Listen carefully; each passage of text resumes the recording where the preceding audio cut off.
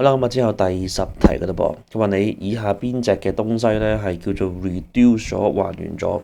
嗱，一般嚟講咧，正確做法就係將呢4個嘅substance 嘅每隻 element 嘅 oxidation number 都計一次出嚟。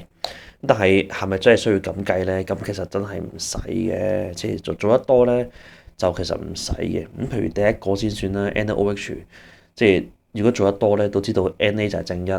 O 就負二，H 就正一，咁基本上都唔會點樣變噶啦。喺 A 入邊，真係變咧就係 chlorine，因為 chlorine 係一個叫做可以進行 disproportionation 嘅東西啊嘛。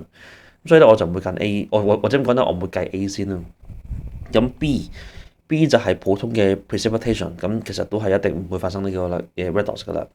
咁但係 C 就唔同啦，C 係用嘅係 H2O2，H2O2 其實佢自己都係好大機會咧。係參與到 redox 嘅，咁點解咧？因為 H 係正一，O 咧又係唔係又啊，佢係負一。咁但係一般嚟講，O 係當負二噶嘛，咁所以由負一變做第二啲嘅負二，咁有冇先？有啦，求其整個 CO2 俾你已經係負二啦，係咪先？咁由負一變負二咧，個 number 係跌咗嘅，跌咗即係佢進行咗 reduction 啦，咁咪即係 reduce 咗咯，OK，reduce 咗咯。咁答案就係我哋嘅 C for cat。